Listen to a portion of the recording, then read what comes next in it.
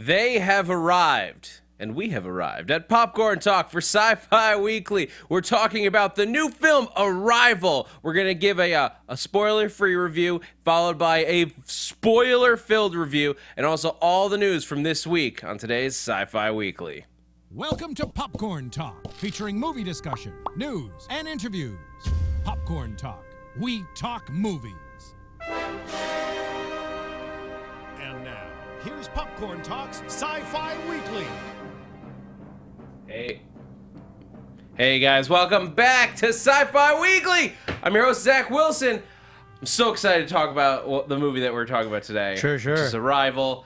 If you haven't done so already, make sure you're subscribed to the Popcorn Talk on Popcorn Talk Network on YouTube. Follow us on Twitter. Follow Sci-Fi Weekly itself on Twitter and Facebook at Sci-Fi Weekly. You can follow me at that Zach Wilson. You can find my co-host Jesse Klein. Hey, who's back this week. What's up, everyone? Nice to be back from the Pacific Northwest. You can find me on Twitter and Instagram at JessKlein1. That's JessKlein, the number one. I want to talk about all the Arrival. Oh my God, this movie melted my brain. Yeah. In all the right ways. Oh my God. We're gonna talk about that. We're gonna talk about after we get through some of the headlines from this week. We're gonna talk about the Valerian trailer. Oh yeah, that came out. It looks so cool. Science might be in danger in Science. real life. Yep. So like not fiction, but we're gonna talk about that. And then we're gonna get into Arrival. I'm very excited. Check it below the link. If you're joining us, and you just want to jump to Arrival. After we're done, we'll make sure that we put in a time code that you can just click on and jump right to Arrival. That's so convenient. Yeah, it's so helpful. All right, so without further ado, we gotta get through the headlines first. Let's jump right into Ludicrous Speed. Ludicrous Speed, go! Oh, what happened to Ludicrous Speed? I don't know. The music apparently stopped. I think it's the green button. Oh. Captain, computer. Ludicrous Speed, there we go. Go! Oh, there it is. Boy. All right, Transformers Bumblebee. We'll be getting a spin-off movie. I didn't believe it either. Yeah. But I've heard that it's going to be a gritty character drama. A haunting story of a scientist / giant robot / Camaro who studies the effects of colony collapse on the environment. Bumblebee. Yeah. Is Bumblebee. Think about it. Just give it a second. Rumors leaked out this week. In the wake of Apocalypse, Fox is looking into completely rebooting the X-Men universe. And to that, I say, in the wake of the recent election, we are also looking into rebooting this universe. Get to work on it, Fox. Yeah, please, Fox. We got the official title for Pacific Rim 2. Yeah. And it's going to be Pacific Rim Maelstrom. A maelstrom is defined in the dictionary as a powerful whirlpool in a sea or river. I first heard Maelstrom, which I would also like to see that movie, which would feature the last defense against the kaiju, and they're just the men and women of the U.S. Postal Service. This fall, nothing can stop their delivery. Neither snow, nor rain, nor heat, nor winged fury of a kaiju smackdown. This package is for destruction. I'd watch it. Speaking of giant monsters, we got our first look at King Kong from Skull Island. Let's take a look at him. I heard that he has a line in this movie, and he just says, "For Harambe." He goes over to Cincinnati. Yeah. And he just starts wailing on the place. Yeah. Like, I don't care about Skull Island. Oh man. 3 new Stranger Things characters were added to the cast this week. Awesome. Including Paul Reiser, who's going to be playing a member of the Department of Energy. Great. And Sean Astin, who is, and I'm quoting the character description here, a kind-hearted former nerd who went to high school with Joyce and Hopper and now manages a local Radio Shack. So we're sending Sean Astin back to the 80s, and I'm just asking, how is the Truffle Shuffle going to be used to defeat the Demogorgon? A lot of people are asking, what's a Radio Shack? No, now it just means sprint. Yeah. Some reports have surfaced that Deadpool 3 is already in early development, and with Fox, and the goal is to make it into an X-Force movie. You know, that sounds awesome, but didn't we just have a story about how the X-Men universe is getting rebooted? And didn't the director and the composer of both just quit the project? Let's just take a second and chill out, Fox, okay? Let's take a Wolverine-less breath, maybe an Iceman-style chills, and slow down like, the opposite of Quicksilver. I feel like you're... I don't have any like mutant themed like slow down and chill out things anymore. All right, we're out. So Okay. let's go over to other Marvel news. Yeah, sure. Tom Holland revealed that his contract allows for 6 more appearances as Spider-Man. Okay. Total. That's gonna be 3 solo movies. So we're gonna get at least a trilogy out of this iteration of Peter Parker. He's gonna be 40 by the end of the last movie.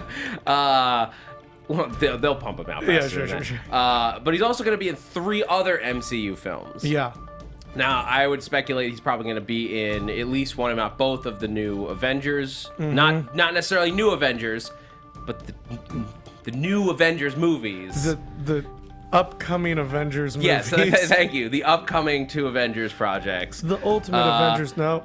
But what I'd love to see is a throwdown between Ant-Man, Wasp, Black Widow, and Spider-Man. Just an no holds barred bug off. Yeah, sure. MCU bug off. They'll lose to a giant fly zapper. Oh. All right, that's going to do it for Ludicrous Speed. Thank you guys so much for bearing with us. All right, so the big news that everyone was talking about this week, besides just Arrival itself, Yeah. Valerian dropped the trailer. This came out of complete nowhere to me. Yeah. I'm not aware of this as a book. Yeah. I don't know.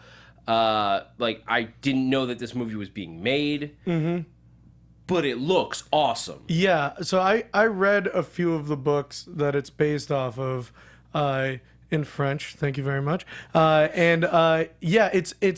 perfect for Luc Besson, who is kind of obsessed with like strong female characters, and it starts off kind of like, without any spoilers, but it starts off with the main character being like a stereotypical like prince in shining armor kind of guy, and he's got like the sidekick, and she's kind of not that big a deal, and as the books continue, you find out that she is like much more of a badass than he is, and like way more cool, and like has better powers and all that stuff. So it'll be really fun to see. It's like perfect for Luc Besson because it's his type of show. Yeah. I'm excited to see it. Like, why don't we check out the trailer? Please do. We'll talk about it as we watch it. It looks like I've watched it 3-4 times today alone. Like, the music is perfect. Because I've never read the book, so like, coming at this from different angles, like, I don't know what I'm looking at. Like, I see, like, there's obviously lots of alien creatures, and like, of course it's from this guy. Yeah. Like, but this is like what the Fifth Element looked like with a budget. Yeah, exactly. Like just the character design, like right in those 2 shots, especially. Yeah. And just like all of the technology looks kind of like what our technology looks like, but if you aged it a few million years. I smile. Yeah, we're a team. Like that's a Fifth Element move right there. Yeah. I love, like, we see these creatures that they look almost like they're primitives, but they have like tech on them. Yeah. So like it's clear that we're dealing with like people of like, there's so many different aliens. They must come from different levels of technology, but they've all been brought together. Yeah. This is all like this is we're looking at, if you're listening, we're looking at the scene where he's shooting like a gun at the air, and he's then got a platform gun. Building platform. And also, is that Rihanna? Yeah, I think that was Rihanna. Like, this is the kind of trailer that I like, because by the end of this, I don't know what it's about. But you're excited. in the best way. Like, I don't know what it is. Yeah. but I'm intrigued enough by what I've been shown. Like, I get the idea of like who I'm going to be following, but I don't know who they are. I can watch that in the movie. Yeah, I'm very excited about. I'm a big fan of Luc Besson, and even his worst films like Aeon Flux, like even those films, he is fantastic at world building and like making worlds that make sense within the world he's creating. Like he's great at developing rules and like and his team is really good at developing just a sense of this all makes sense. Like, you know, when you see The Fifth Element and you go like to the airport and there's just a wall of trash there, you can see like, oh, that fits within this world that we've seen. Yeah. And like it I'm very excited for this. I liked the books when I was a kid, and I'm looking forward to seeing the movie. Yeah. No, they got my ticket from that trailer. That's like from that perspective, that's the takeaway. Yeah. All right. Before we get into Arrival, I want to talk about like some sci-fi in real life. Yeah. But this isn't good sci-fi. This is like usually sci-fi in real life. We're talking about like, oh, we made this crazy advance. We discovered a new thing on Mars. Aliens? Like, yeah. Like that's a lot of our sci-fi in real life is just like aliens. It is a theme. It is a theme. That and travel to Mars. Yeah. Travel to Mars.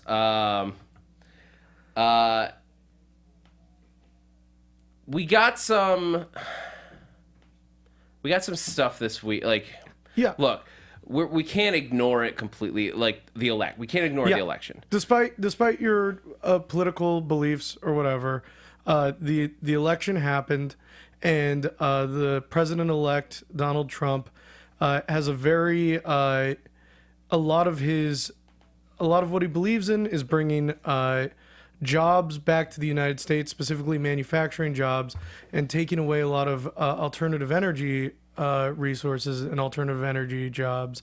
And he brought someone into his cabinet to head up all of that environmental stuff. So these two things are not official. Like there's a couple of different appointments, and everything has to go through. But the strong rumor, and we wanted to talk about this week because I feel like it's important to acknowledge it, especially before it happens. Yeah. Because maybe if nothing else, making people aware of it can help stop it. Yeah. But there's two appointments that we look like might go through, and one of them is the potential head of the EPA. Yes. The Environmental Protection Agency might get handed over to a guy named Myron Ebell, who doesn't believe in global warming or doesn't care, because basically he believes that there should be no regulations to prevent climate change. That climate change should not affect how we regulate businesses, or there should be no emission standards, things like that. This is the person in charge of protecting the environment. Yeah. And that's how you get to all of these science fiction futures where, like, we talked about the film on Netflix. Oh yeah. A few weeks ago, like a month ago. Boy. I can't remember the name of it. Either way. It was a good film. But you've seen it in a number of different science fictions where you can't go outside without a breather. Yeah. Is usually what they're called. Basically without a gas mask. Yeah. And that's how we get there. Or without protection from the sun. Yeah. Because the ozone has been completely eaten away. This is how it starts. Yes. We're looking at science fiction playing out in real life, but not the idealistic version. Putting the people in charge who have like a way to benefit from going away, like from the thing that they're trying to protect, is not the best thing to do. Yeah. And you can say, well, it's only going to be 4 years. Like, how much damage can we do in 4 years? But to the next one, part of how we can prevent it in the future is by educating people and teaching them science from where they're starting. And I'm friends with a scientist, a climatologist at JPL, and basically he said, we already did irreparable damage during the Bush years, and now it's kind of, right now Earth is in triage. Like, climatologists are freaking out right now, and we're in triage right now, and it's trying to figure out how you can save the environment. It'll never go back to the way it was before. Yeah. And it's now like how to save it and not get worse. Yeah. And if you don't put regulations on emissions, it'll get worse.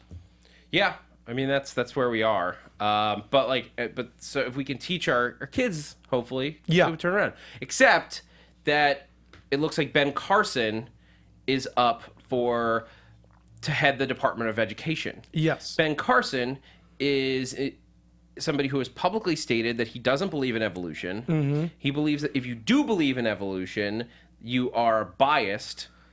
So not only doesn't believe in it himself, but believes it is wrong to believe in it. Yes. In general.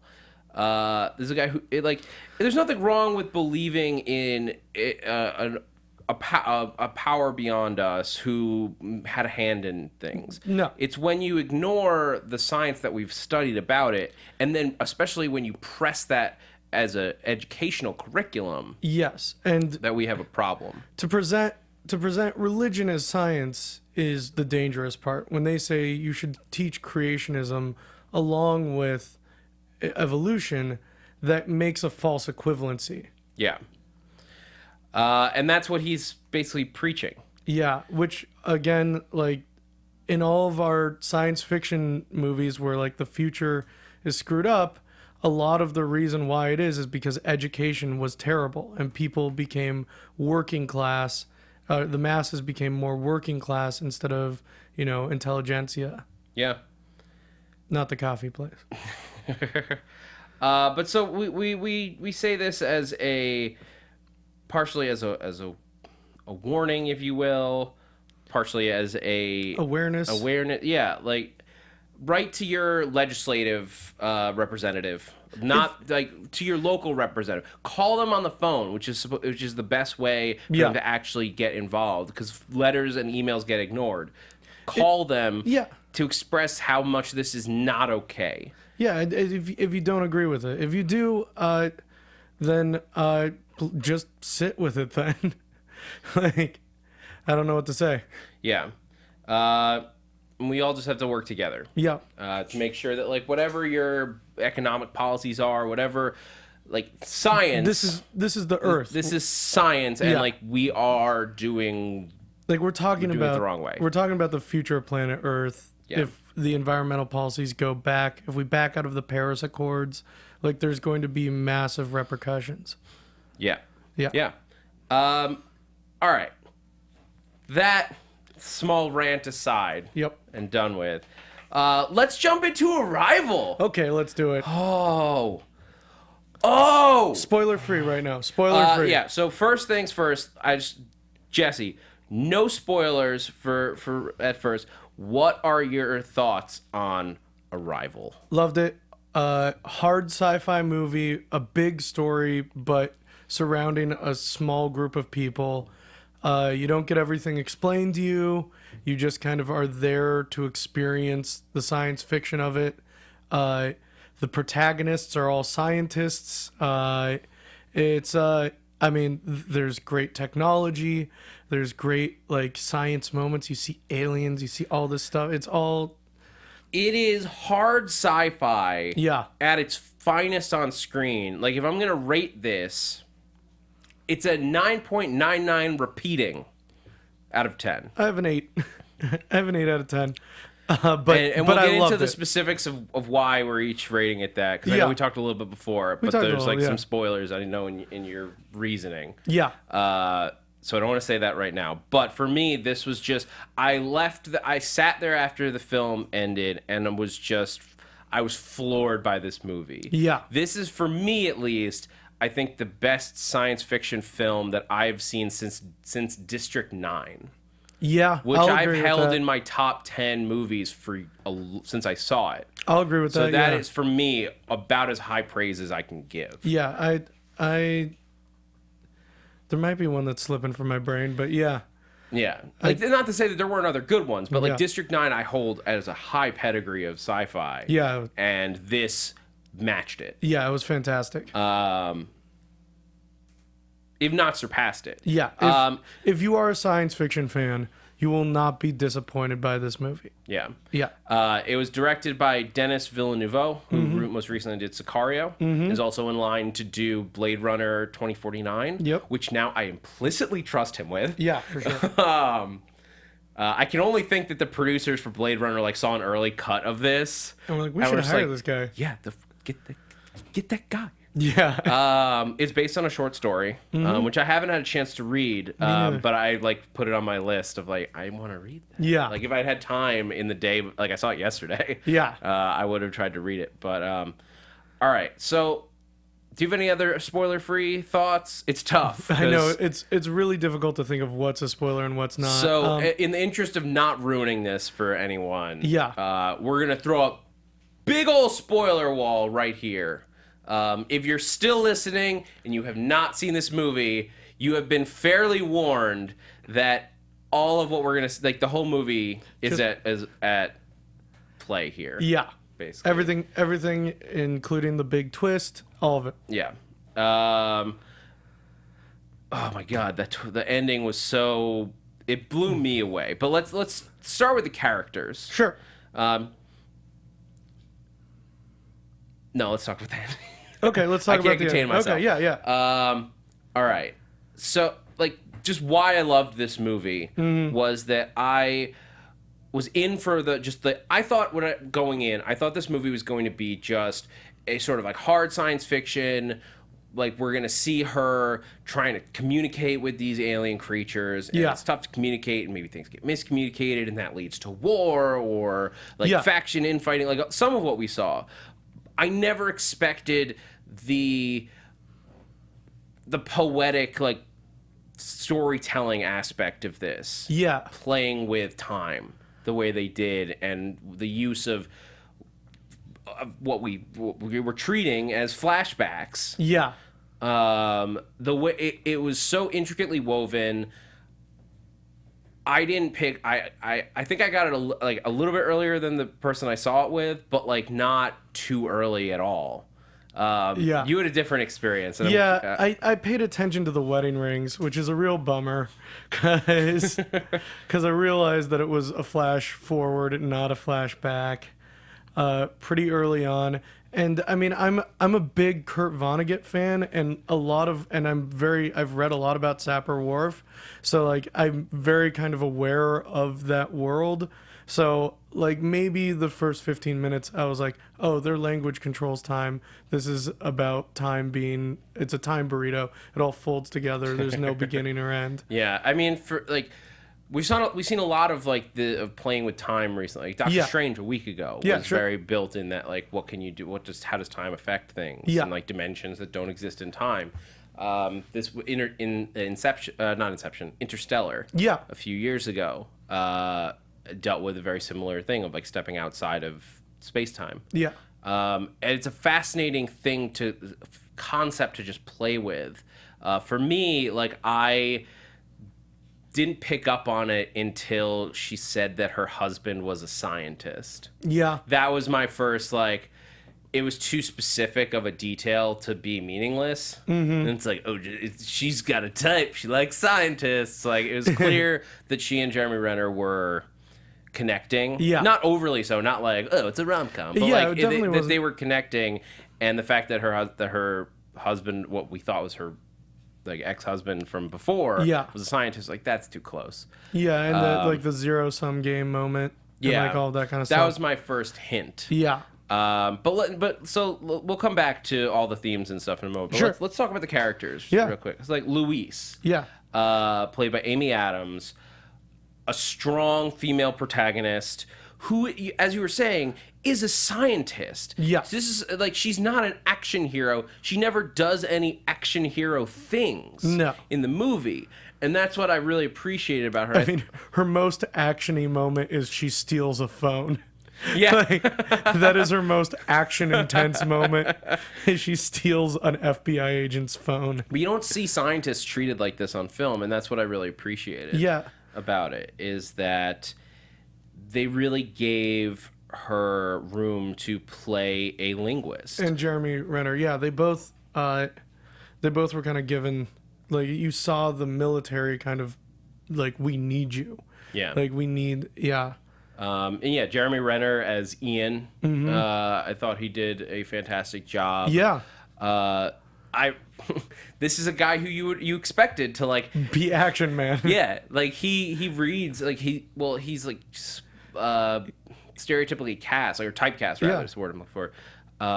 Mission Impossible, Hawkeye. Yeah, like you expected him the Bourne, whatever side story. To be honest, in the entire time watching it, and this is a big thing for me, I never once had a moment of Hawkeye. No, I didn't even think about it. No, they introduced him really well, where they're on the helicopter, and he's like trying to talk to her, but she doesn't have the headphones in. And he's just quoting her book to him. Such a nice meet cute. Yeah, like again, like, but he was like really awkward and not Hawkeye at all. No, and he does a good job. Like, he is clearly Jeremy Renner. Yeah, but the differences are subtle to where, like, I buy him as a physicist. Yes. I buy him as somebody who's going to partner with her and like believes in like this peaceful approach. Well, they gave him glasses. And Forrest Whitaker as like sort of like the third lead. Yeah. Like other people like Joaquin Phoenix popped up, and he was fine. Like he didn't have a lot to do, but he was good. Yeah, Forrest Whitaker. I really liked Forrest Whitaker as like this guy split between the two worlds. Like he has to obey orders, but at the same time he wants these scientists to do their job and succeed. And so it was. I think he did a really nice, subtle performance. Yeah. So let's get into some of the themes of the movie. Or should we do the science first? Let's do. There's so much to talk about. Let's do science. Okay, let's get into the science. So basically, the alien ship shows up. Mm-hmm. Because science, we also talk about socio-political stuff in this as well. The science, these giant black pillars show up, and we've seen this on different, like every alien movie has that moment of like arrival, people reacting. Yeah. How do you? And I like the opening with her sort of walking at school, through, yeah, and not like. It's like, oh, you idiots! Like, what celebrity death are we? Yeah, like all crowding around the TV for now. There's no one in her class. Yeah, there's no one in her class. Can you turn it on to the TV? Can we put the news on? Yeah, I mean, I think they really handled the world, the Earth, I think worked the way our Earth works pretty. Yeah. Like, there were riots, there were people who were going to go worship the aliens, all that kind of stuff. Mm-hmm. I thought the aliens themselves, I don't know about you, but I was like, are they bad guys? I wasn't sure until they told us. Until like the moment we were told that they're not bad guys, or like there to harvest us or whatever, I wasn't sure. I don't think there were any moments where I really thought that they were bad. Yeah, it didn't read to me because like the logic of like why are they bothering to like have communication and all this. The only reason that they could be bad after dealing with all that, would be if it was a scientific envoy deciding whether or not they were going to cull us. Well, that, or they talked about how, like, when Europeans were colonizing, they would turn tribes against each other and weaken the main tribe. That's true. And so, I thought that was a very valid kind of, I mean, that's what we did in America. It's what they did in South America and in the Caribbean. Like, they turned tribes against each other in the promise of more resources, and then just took out whoever won against all those tribes. Yeah. But I thought the design was really cool, and I thought that the fact that the aliens had zero design. The creature design. Like the creature design, but also like the inside of the ship had zero personality. Yeah. There was nothing that denoted character or like culture or anything. Like it had zero personality. It was just a blank room. Do you think that makes sense for I guess it does for creatures that live outside of space-time. Like, you wouldn't need wouldn't- I don't know that like art necessarily is a part of your being. If you take, I don't know. I guess that's an interesting concept. Like, Yeah. how much of what we have art as partially a lot of art is a need to express, a need to escape, or a need to like. I feel like if you could see your own death, you would need art more, and you would create art more. If like by the minute you were born, you could see your death, and you could see the death of your parents and the death of all of your loved ones. Like, I think you would need art as well, and also love. Like, you could see your future spouse and all of that kind of stuff as well. Well, but that's I mean, I guess that's the way that we think of it, because we are still on this plane. And even Louise, like, once she has all this knowledge, she's still in an earthly mindset, Yes. ultimately. But if you were so removed from space-time, Yeah. I think art may be something that we need, because we live just in the three dimensions. Like, it sounds like it should be like you should have more emotional like struggles or whatever. Yeah. Outside, if you know it all, If you're living and you fourth need to express dimensionally, yourself, yeah. but like if that's just your existence is to know it all, to know exactly how everything goes. I don't know that expression becomes necessary. I think I don't that's know. I think you would still. to me, that's I guess that's why I think like Abbott and Costello, when they come, like and why their ship is so, like you say, monochrome, no expression there. Just Yeah. this is what it's for, and it does nothing else but be for that purpose. Because like I think that to know everything is to be a purely a scientist. In essence. I think science. I think that's the opposite of science.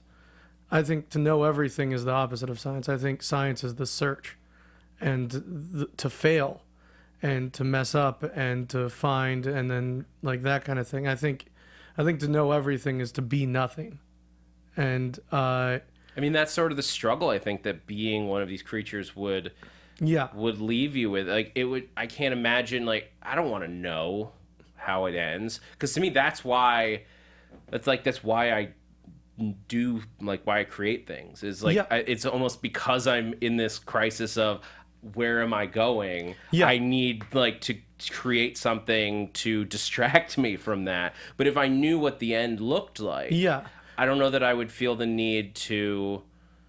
I feel like art get it out. Art is, I think distraction is one of the reasons for art, but also like expression and, communication, like all of these other things. Like, I think if you saw your entire life, you would still think artistically.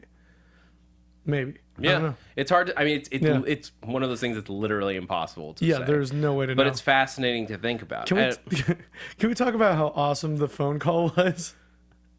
With, like, when she stole the phone and was talking to Chang? Yeah. That was my favorite moment of the movie. Yeah? Yeah. I loved that she had hacked the future and told Chang, like, you need to show me your phone number and, like, tell me the last words that your wife, like, said to you. She just basically created a continuous loop. Like, it was great. Well, like, here's the interesting, it's like it of course opens up all of those questions of like, can you like when you affect the future from the past, like, did she always do that, or did, like, well, I think scientifically speaking, she would have had to have always done that. But so where did the idea come from? Is that like it didn't come from anything. That was a great moment. I love that moment.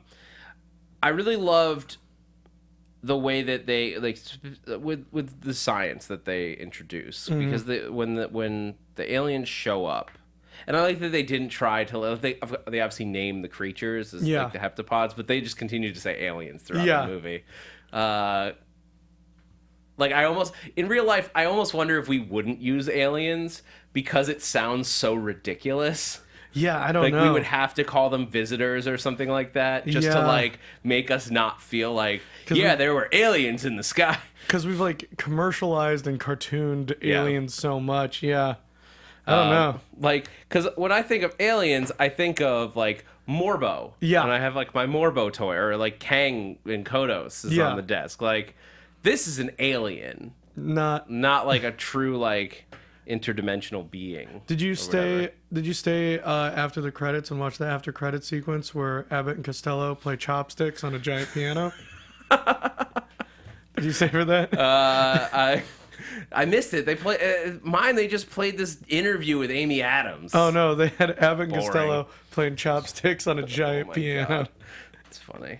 I did really appreciate that they called them Abbott and Costello. Yeah, it was too. great, yeah. Like because they're speaking in circles.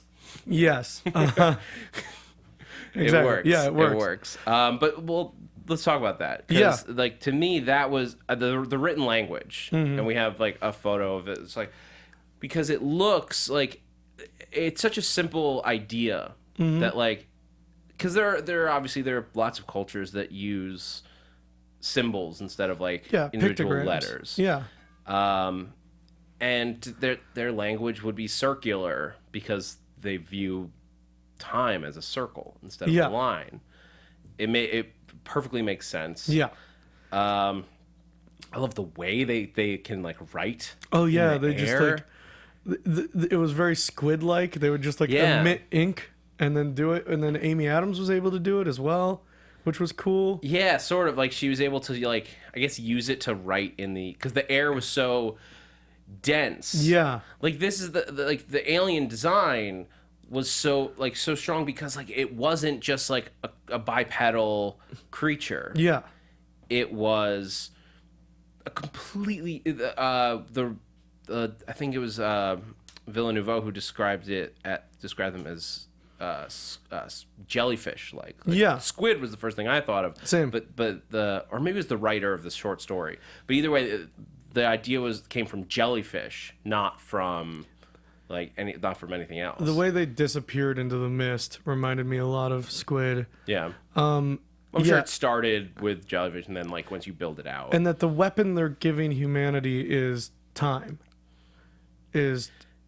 That's fascinating in its own right, and I want to Yeah. get to like the big like statement, like their reason for being here Yeah. as its own thing, but just like because like when they're introducing language in order to get I guess it's part of this conversation. Yeah. They're introducing language as a way to construct your brain. your brain, Yeah.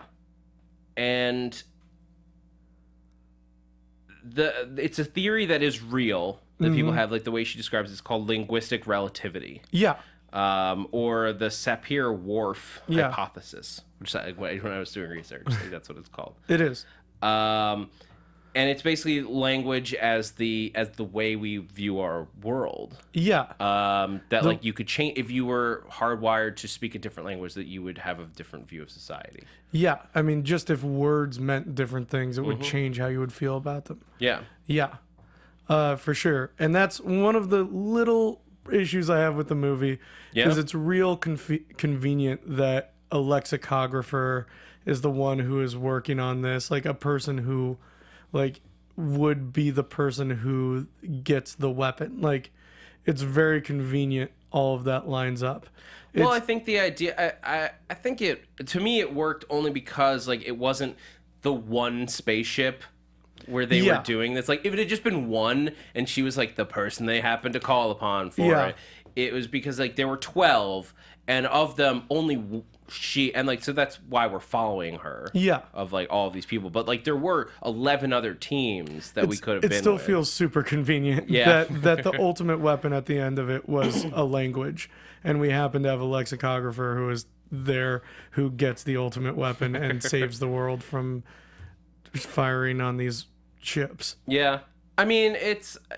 I guess you need it for the movie. Yeah, But- I guess to me, like the pieces that got her there all made sense Yeah. because like you're trying to communicate, and so you go to a translation specialist. Yeah, no, I get all those pieces. Yeah. I'm just saying that the ultimate MacGuffin happens to be the thing that she is a specialist in. Yeah. Like As the opposed reason to, like Ripley is just like some woman working on a space truck.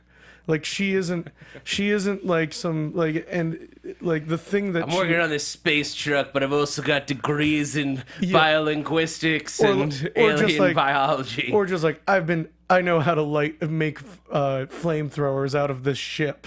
like which is, it's just a different story. It's a very small issue. Like you need it for this movie to work. Yeah. If you don't have it, there is no movie. It was just like one of those things in the back of my mind. I was like, oh, it's very convenient. Like, Yeah. but at the same time, it pays off so well that I don't care. Yeah. I thought it was interesting. There's like there are other ways. Like, there's a lot of people like out there that don't believe that this is true, that we are hardwired this way. There's a lot of science fiction that deals with it, and I personally think that it makes. Obviously, I'm not a linguistics specialist. I can't speak to the science of it, like other than what I've read. But it stands to reason for me. Like 1984, George Orwell talks about it. And that's like sort of the example that makes me believe this really, not to the extreme of like I can see outside of space-time, but that it can change your worldview, because it, like Newspeak in 1984 is a language where they remove things like the stuff that would make you think like an individual. If you remove like if you never teach people the concept of free will they ever think of it as a thing that exists? Yeah, well, and I mean, like, I think it was Stanford did a study in the 90s where they had, like, a group of people, and they told them that for X amount of time, anytime you want to say something is good or positive or something like that, even though you're feeling it, say you hate it. And just hate means good to you. So whenever you say, like, oh, that was I love that movie, that was great, I hated that movie, it was hate. And those people, like, after the study were like angrier and had high blood pressure and all of that kind of stuff just by changing the words that they used. Yeah. So I mean, that's one study that was done. It's not definitive proof, but it definitely is one of those things where the language you use represents who you are. Yeah. And if you change your language, you can change who you are. It's very possible. Like, obviously, we're not going to prove it sitting here. No. But I find it. No, let's have a 30-hour podcast. Let's get into this. We're gonna bring in other people, do a scientific study within the room. Computer, we're gonna need some Chinese food. It's gonna be a while. But it has to be in takeout containers. Yep. And one of us has a visor. If we could just get an ashtray full of cigarettes now. Yeah. I mean, here's the thing. Like the big theme at the end of it is like the idea of like time and a predictable future. Yes. Would you want to know? No. Like, yeah, like you wouldn't want to like study this language and then gain that ability. I personally would not. No. I thought that like her view on it was so fascinating and like poetic in a way that you're just like, I like take a step back, because she like still goes through all of those motions like that she knows is going to happen. Like she doesn't spare herself the pain that she knows is coming. And when she tells Ian about it, he leaves her and says she made the wrong move. Because not everyone would want to know. No. And Ian didn't. No. Like her, like to know that your daughter is going to die very soon. And for her to know that like her marriage was gonna fail. Yeah. But she still went into it because of the moments that were there before it. Yeah. And I mean, I guess that's the dangerous thing is, yes, her daughter has always been dead, but her daughter has always been alive as well. And I guess with like the human brain, the way it works, like I would think you would just exist in those moments where she's always alive. Like you would just, like that's what you would focus on. Yeah. While we're talking about this, I think it's relevant to ask a question that we always ask, and then we'll get back into so that we can talk about like the aliens and their reason for being here. Yeah. But we gotta ask, what would Neil deGrasse Tyson say?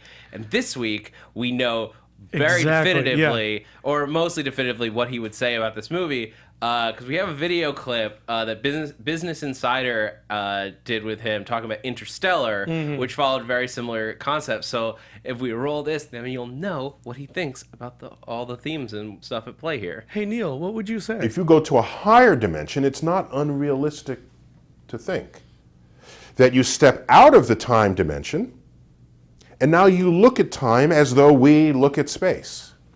So very questions that we have, very statements that we make about our lives make no sense in that higher coordinate system. You can ask, when was I born? Well, you're always born. When did I go to college? You're always going to college. When did I die? You're always dying. And so if your whole timeline is laid out in front of you, then you have access to it. And you can jump in at any point, relive it. We don't know yet if you can interfere with events that, quote, have already happened. If your whole timeline is just already there, what does it mean to jump into it and then change something if it's already there? So these are fascinating questions that make great fodder for science fiction. Zach, I know that you're a member of the tribe, and that idea of you were always there in Passover, it's like the main idea is you were always in Egypt. You are in Egypt. You always will be in Egypt. Yeah. And like I think that's an interesting kind of, number one, that people that old had that big a concept, and number two, like I think it's kind of relative to like this. It's an interesting idea. Yeah. Yeah. I mean, maybe Moses was living outside the space. Yeah, maybe that guy Moses knew what he was doing. But that idea, like of stepping, the Tyson talks about there, where you can step back from time, and like, because I think that's the whole thing is that Louise, like the way she talks about at the beginning, like memories, like just accessing it in like as she wants to. Like she could be reliving all of those moments, not just through like at that point, it's not. What is a memory? Yeah, it's think just there her is. accessing different parts of her life. Yeah, I think if this ever happened, I don't know what. Like I don't know what you would become. Like you would just be someone watching your Netflix queue throughout eternity, because you'd never die because you were already dead, and you'd never be born. You were always alive. You'd just be there watching the Netflix queue of your life. There's different categories: embarrassing moments, proud things, romantic comedy, like memories you don't want to access, but like you put in a playlist just to haunt you. Yeah, exactly. You'd just be there flicking through it for the rest of your life. That's the one that Netflix auto plays. Yeah, like, and you're like, no, I didn't select that. I mean, you'd just be doing that until infinity. Yeah. Like you'd just be going through, you'd watch the same episode of the IT Crowd 300 times. But they do still die. Like that's so the creatures, like the heptapods, like Abbott dies. He dies, but only in Amy Adams' timescape. In Abbott's timescape, he's always been dead, and he's always been alive. So do you think that the creatures exist? If you live, do they exist outside the physical realm entirely, and they just entered it to talk to us? Well, based off what Neil deGrasse, if we're going off of what Neil deGrasse Tyson said, then yeah, you could just Netflix around. I'm gonna say Netflix because I think it's an interesting idea. You would just queue around, and so like you said, you've always been dead. You can't die if you're already always dead. Yeah. And you can't be alive if you've always been born as well. It's like this weird kind of... I guess it implies... Sorry. I was just saying, it's just the weird kind of... It's a different existence than we know, like, how it works. I guess it implies a soul, in a sense. That, like Abbott and Costello and now Louise, like, that if they have, like, their soul, just for lack of a better term... Yeah. It can exist inside their physical body, and when in the physical body, it follows the straight line version of time. Yeah. But as soon as, basically what this movie is saying is like accessing this language, and then she's teaching classes on how to. She's like helping And as a people book. to teach it, and then maybe somebody else can access it the same way if they truly understand the language. That they would then be able to step outside of their body into a part of a dimension or a part of the universe that doesn't have a physical realm. It doesn't exist in 3 dimensions. It exists only in the 4th dimension. 4th and 5th, Yeah. And looks at the universe in its own way, just the way that you think of ultraviolet light. We can't see ultraviolet light, but it is there. Yeah. This other dimension is there, but it's just she can access it now in a different plane. Yeah, well, it'd be the same as like if we were in the 2 dimensions and we saw a human, like it would just be a flat representation of them. But as soon as you get to the 3rd dimension, now you can see like, oh, they've got 2 eyes, they've got all that stuff. Like you would step out and you would see time in, like we're right now seeing time in only one way, which is moving forward. But we know that, at least scientifically speaking, that's incorrect. Time just is. There is no forward and backward. There's only just time. Yeah. So you would have to be able to step back and see the full 3-dimensional image of time itself. Yeah, and there's a whole bunch of just like to get into back into the movie. Yeah, sure. I love the socio-political view of everything. It was where really cool. You have like people that are scared, and eventually it drives a few of the people who are camped under the ship, the military, to be like, no, I have to take this into my own hands and blow them up. Yeah. Doesn't cause. I thought the aliens might come with a backlash at that point, and so they just move up the timetable. Yeah. Basically, and like, I thought that was really interesting that they had like basically military people watching TV and seeing pundits, and like that was making them feel like they had to shoot at them and like blow them up. Yeah. And like it only took a couple, because you only needed like 1 or 2 people to have who had access to all of those things, and then recruited a person that would let them take it and go, and they're already there. Yeah. And the people who have been up there are probably among the most scared. Yeah, for sure. They don't understand any more than anyone else. I don't know about you, but I thought that there was going to be a twist, that one of the reasons why they couldn't talk to the aliens, or like they weren't being able to communicate with them, is because the aliens were talking to 2 different species. Because there was a canary in there as well, and it was peeping all the time. Yeah. And I was thinking maybe the aliens, the aliens are not only getting human speech, but at the same time they're getting canary speech as well.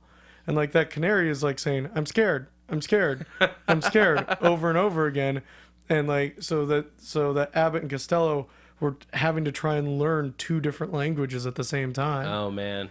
Because like they don't know that the canary isn't the person in charge.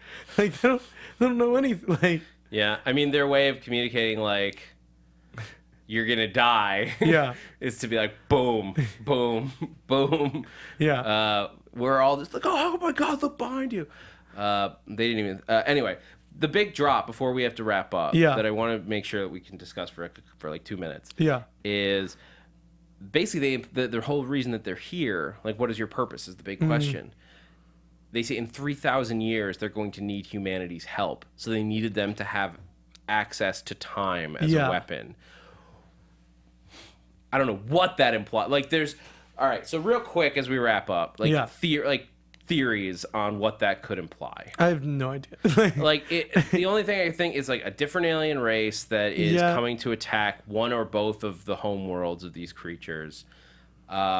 Or it could be, maybe it's like the next level of environmentalism. Like essentially, like what if like by accessing the time continuum like this, like it's tearing apart, and like they're gonna need, and it's going to hit a focal point in 3,000 years our time. Yeah, I mean I've seen too much Doctor Who, but I was like thinking maybe time ends in 3,000 years, and they need humanity's help to keep it going. Like there's a black spot in. They're like we can't see further than this. Like no creature amongst the heptapods can see beyond this point in time. So something is wrong, and we need more more races. Who knows how many other races they've given this knowledge to? Yeah. We need more races and more beings who can help us With fix this whatever knowledge. problem is coming. We are preparing for it. Yeah. So they're just going through time to prepare different people. Yeah. That'd be cool. It is one of the, like, I would say for me that was a little bit of a fault. The wideness of that question. Yeah. Like, there's only 2 faults in the whole movie for me. And it's like, I get why that had to be there, because there had to be a justification for them coming to teach us. Yeah. But I almost could have done it with, like, without a justification of them just, like, Yeah, they just wanted teaching. to be benevolent. But I don't know that general audiences would have accepted it that Yeah. way. And there's one line at the end that was when Jeremy Renner turns to him, the most important thing wasn't meeting them, it was meeting you. And come on, Jeremy Renner. If it hadn't been at the end, it wouldn't have stuck out so much. Yeah. But it was like the big climax moment for them. And It was the just cheesiest thing. It's so cheesy. It was freaking aliens, dude. No way. No way. Like, you're a physicist. He's Yeah. talking about how his neck craned up at the sky. Like, that's great. You met a really awesome lady. You guys are going to have a great time together for a certain amount of years. But come on, man. Come on, man. Or at least acknowledge the cheesiness of the line you've just laid down. Yeah. Like, if he had owned it. That's the thing. Amy Adams exists out of time. She's going to hear that line for infinity. Ooh. Yeah. And, like, people are asking, like, how did he, like, make his movie? She's like, I don't want to tell that story. So not only that, she has to tell that story infinite amount of times. Think about how many times you ever had to tell, like, all your family, like, Yeah. oh, how'd you guys meet when you're dating somebody? Tell that forever. And Tell it's that not story a good forever. pickup Yeah, it's- line. All right. So, lastly, and the last piece of the show, I want to give a shout out to 2 people who gave us a sci-fi moment of the week. Oh, yeah. The sci-fi moment of the week. This movie is by far my sci-fi moment of the week. Like, I can't even remember what else I was doing. Yep, same here. Chill Cat. Yeah. On Twitter. Chill Cat, you're the best. It's the one that sent us in one. And Yeah. we missed Captain Travis last week, but since it was the next week, I felt like we were too late, so I apologize. Yeah. Chill Cat says Trump's win confirms that the Earth has secretly moved to the upside down. That's a possibility, Chill Cat. Yeah, it's very, very much real. And I want to thank Ukla67 who said on iTunes, give us an iTunes review. Nice. Enjoy the show. Love the idea of sci-fi and fantasy mix. The hosts are nerds. It's right up my alley.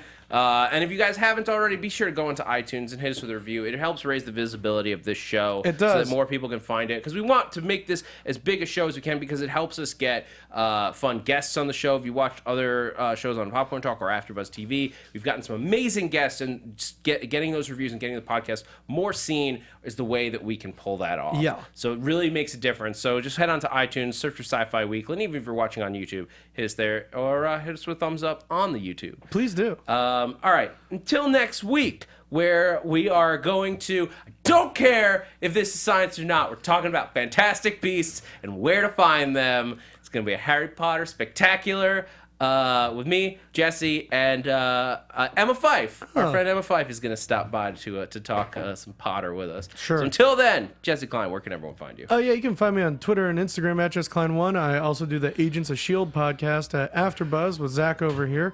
My sketch team Haymakers doing comedy. It's fun. Enjoy. And you guys can find me on Twitter and Instagram at @ZachWilson, ThatzachWilson.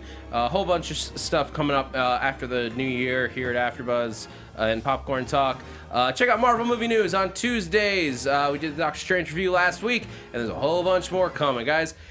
Until next week, this has been Sci-Fi Weekly, where we're just one lab coat away from being real scientists. From producers Maria Menounos, Kevin Undergaro, Phil Svitek, and the entire Popcorn Talk Network, we would like to thank you for tuning in. For questions or comments, be sure to visit popcorntalk.com. I'm Sir Richard Wentworth, and this has been a presentation of the Popcorn Talk Network. The views expressed herein are those of the hosts only and do not necessarily reflect the views of the Popcorn Talk Network or its owners or principals.